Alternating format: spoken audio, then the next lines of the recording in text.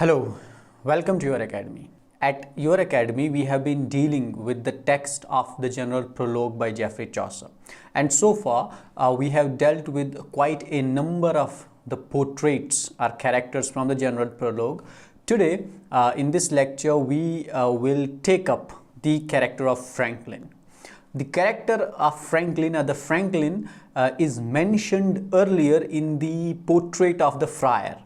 When Geoffrey Chaucer deals with the portrait of friar, in that very portrait he tells us that this friar has got good friendship or good intimacy with the Franklins of the town. Now, who are the Franklins?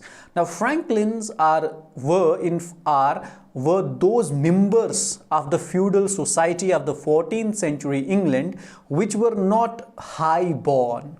You know, I have told you earlier also that in Chaucer's time, the society was that a feudal society where there were different classes. Society was divided into different classes, and those classes were created based on the birth of a person. For example, if a person is born in an upper class, he will remain a member of the upper class for his whole lifetime. If a person is born in a lower class, he does not have the luxury of becoming a member of a better or upper class.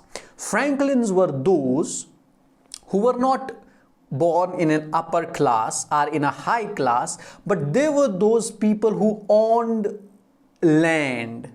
Now, that land was owned by someone else, but they had a share of that particular land. So they were the land owners, but they were not of high born. They were not high born, for that matter. They were not born in a high wealthy family, because in those days the better status was of those people who owned the property, because not everyone in the society would own property in Chaucer's days. So owning a property was a good sign. In that regard, Franklins owned the land.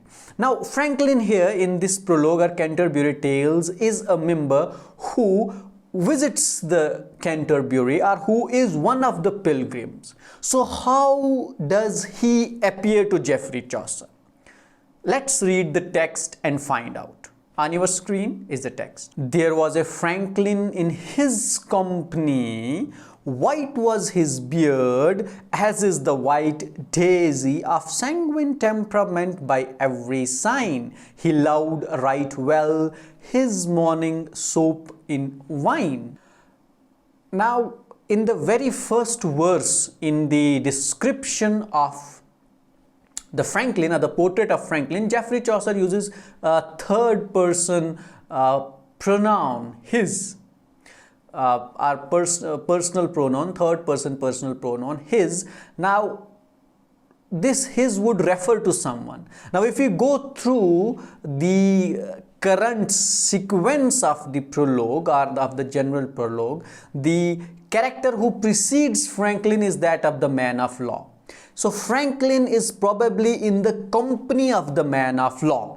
He is related to the man of law. Now, this would again create a bit of a confusion for us, because friar is having good relationships with Franklins. Now, whether Franklin is in the company of friar, his could refer to the friar, because friar has good relations with the Franklins, but the immediate character who preceded the character of Franklin is that of man of law. So we can say that either Franklin is in the company of the man of law, or he is in the company of friar. But most probably, if we go with the present sequence or present scenario that we are having at our hands of the prologue, Franklin is in the company of the man of law. So there was also a Franklin in his company, that is in the company of probably the man of law. White was his beard, as is the white daisy, of sanguine temperament by every sign.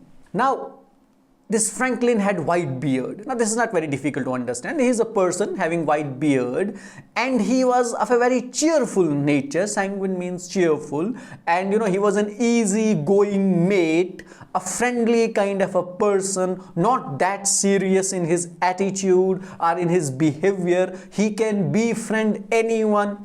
Now who knows that he has befriended a man of law only during this pilgrimage, because earlier we were told that most of these people who are here in this Tabard Inn, they are sundry people. They have come from varied areas, from various lands, and perhaps not many do know each other, except perhaps few. For example, the yeoman who is related to the squire or to the knight, so those three characters would know each other.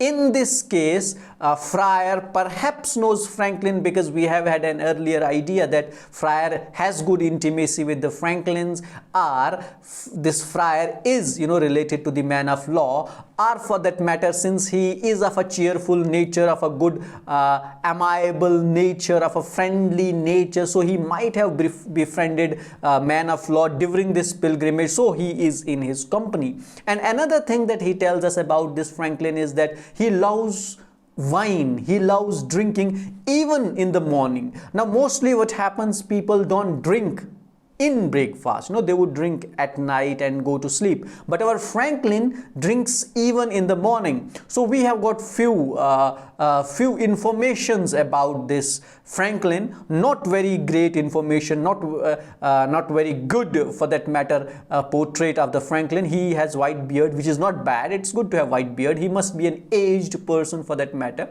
He is cheerful, which is good. He is in the company of the man of law, and he loves wine. He seems to be a drunkard, because if he loves wine even in the morning, at morning people usually would take tea or soup. He doesn't do so. He even takes wine at that point of time. Delightful living was the goal he had won. He has only one goal in his life, and that is delightful living. By delightful living, he means a happy living, where you have good food, you have good lifestyle, you have good standard of life. Now that is again important in context of the feudal society of England of 14th century, of Chaucer's times, is that not many people would have this goal of a happy, good, cheerful life.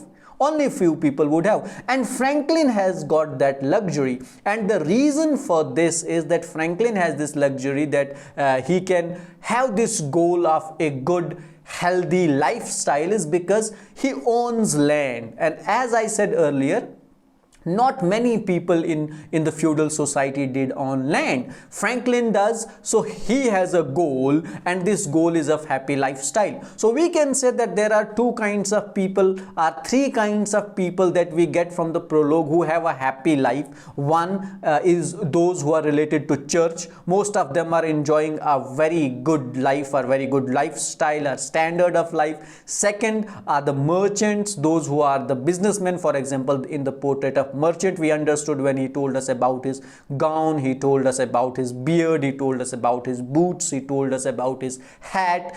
All of them were very costly. So he also has a good standard of living. Man of law, for that matter, again was another person who has got a good standard of life, good standard of living for that matter. And another person who has this goal of great living in the prologue or in the feudal society is Franklin, for he was Epicurus's very son. Now this Epicurus was a Greek philosopher who gave a theory called Epicurean. Now this theory believes that those things which give pleasure to human beings are good. Now even this guy Franklin, he believed in this philosophy of Epicurus. He did not believe in that right and wrong kind of a philosophy. There are some things which do provide pleasure to a person, but they are not good. And mostly, on moral grounds, people would tell you that most of the things which provide pleasure are forbidden. Say, for example, drinking wine is forbidden, but it perhaps provides pleasure to the one who drinks. But Franklin did not believe in that philosophy. Franklin, in return, believed in the philosophy of Epicurus, who believed that if you do a particular kind of an act, a thing, and this act or these things gives you pleasure. Now if it gives you pleasure, it is good. If it gives you pain, it is bad. So good and bad was based on the principle of pleasure or unpleasure. Those things which did not provide pleasure to the human beings weren't good, and those who provided pleasure were good. So Franklin believed in this. Therefore, he would do all those things, or he would consider all those things lawful or legal which provided pleasure. And Epicurus is very son. This is very simple. Epicurus is the Greek philosopher who believes in this philosophy, and Franklin also believes in this philosophy. As good as if Epicurus was his father, as if he was carrying forward the legacy of his father, that held opinion that a full delight was true felicity, perfect and right. Felicity, the word that he has used here, means intense happiness. So his opinion was, he believed in the opinion that anything that provided happiness, that provided pleasure, was right, was perfect. And if there was anything which did not provide happiness or pleasure, was not perfect. So as long as he is having happiness from the wine he drinks in the breakfast or in the morning, is good, because this perhaps provides pleasure to him.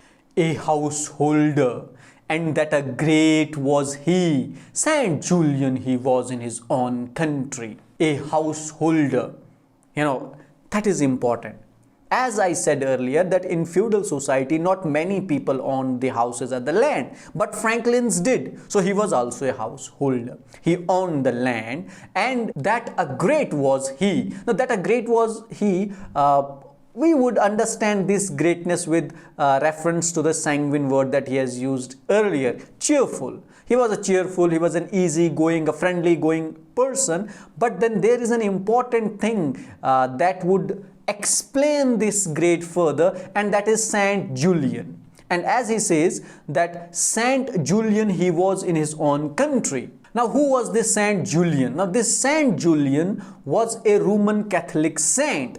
It is believed that he was born and at a very young age someone predicted that Saint Julian would probably murder his parents, and because of this his parents left their child, or Saint Julian left his parents and he went away from his parents, and there he got married.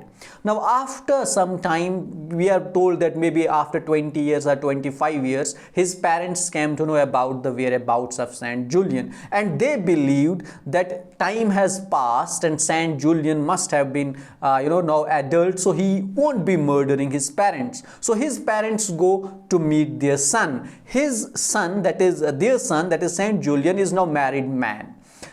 And on that particular day, when his parents visit him, he happens to go on hunting. Now when he goes to hunting, his parents visit his home, his wife is at his home, and she looks after them well, his parents are happy, so they stay with his wife on a particular night when they visited him. Saint Julian does not return.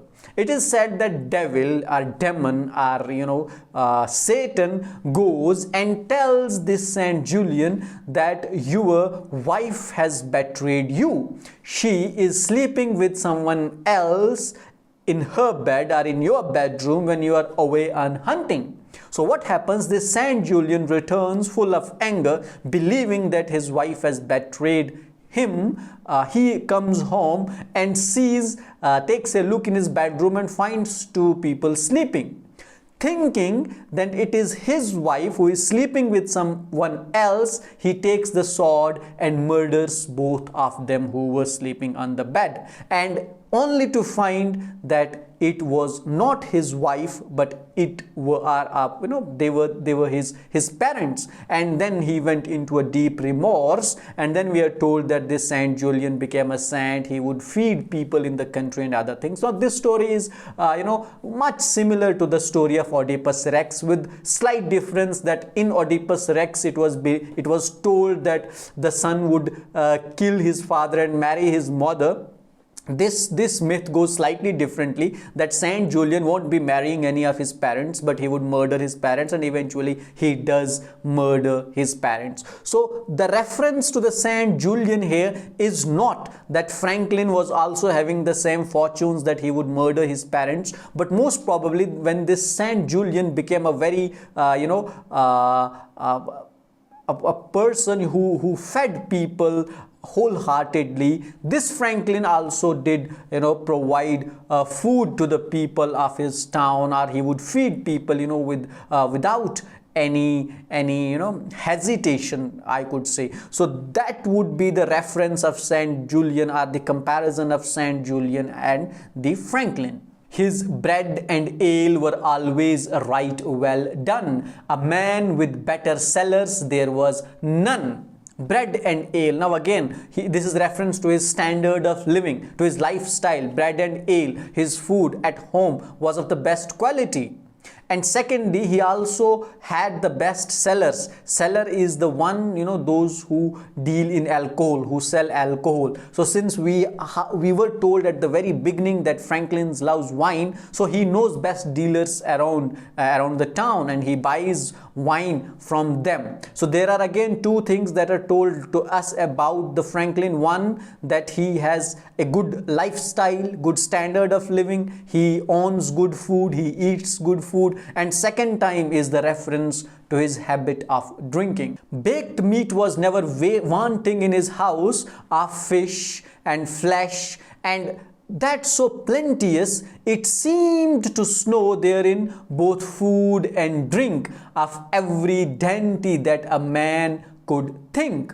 Baked meat. This guy loved baked meat. Now again, baked meat is a costly thing to have, or is a good food to have. Now this good food was not the luxury of every third person in England in the feudal times, but Franklin was one who had this. Monk was the other one who had good food, and even prioress for that matter would have had good food, and the merchant had good food, and the friar perhaps was a beggar. He lived most of his life begging, but there were some characters who had this good food, and maybe Knight also, though in the portrait of Knight food was not mentioned, but in the other characters it was mentioned. Now even here in the portrait of Franklin it is mentioned, and we are told that he loved baked meat, he loved fish, and there was no scarcity of food ever in his home. Baked meat was never wanting.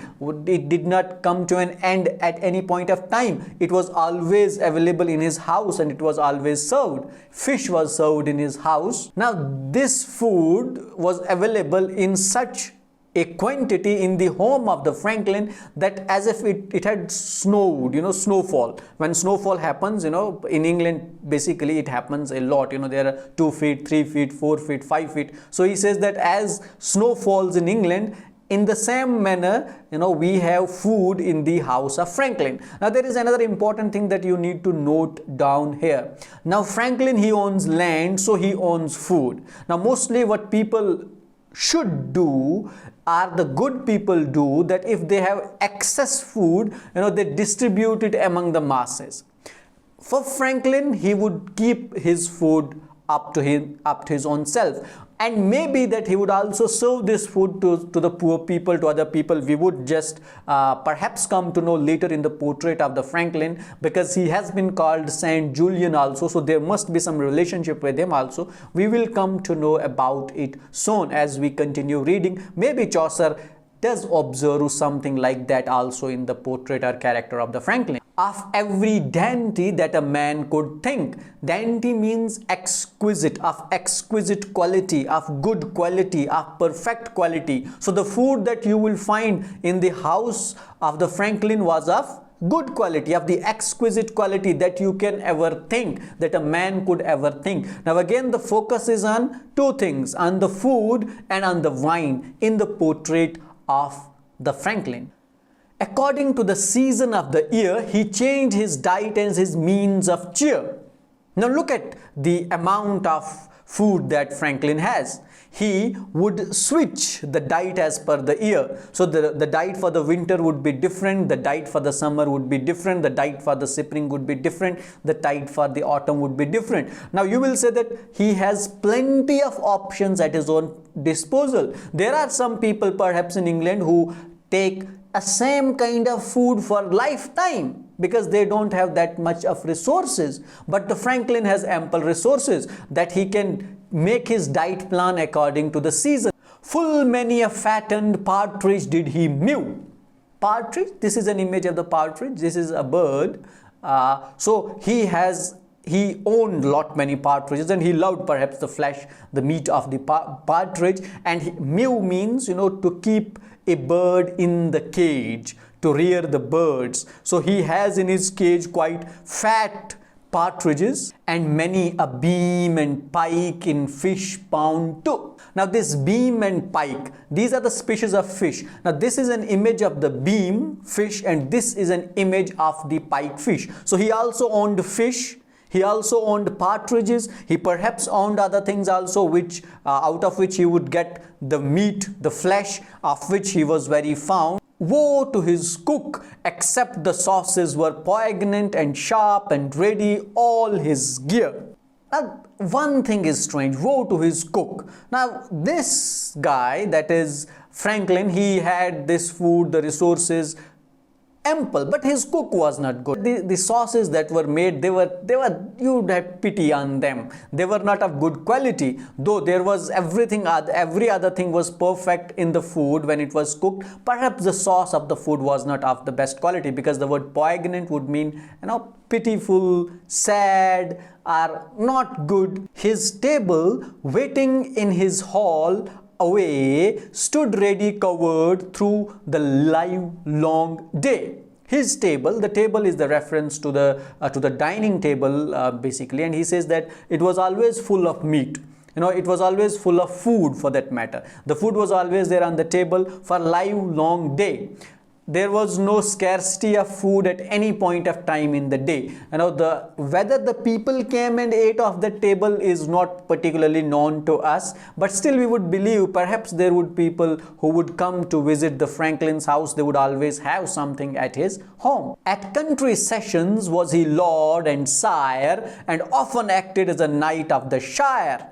County sessions. Now maybe these sessions would be like panchayats of our times, when the people gathered perhaps in the Chaucer's time. So he was one of the respected persons of the town. The sire is basically a word which is used for the respectable persons of the community. So he was also considered as respectable person in the community whenever he visited the shires, and he also acted at times as knight. Now acting as knight, I don't know, he acted as knight. He was not knight in essence, and he has no knightly qualities for that matter, because the qualities of knight, the standard set by the knight is so high that our Franklin hardly meets any of the requirements. So the word acting is better. So he acted as a knight.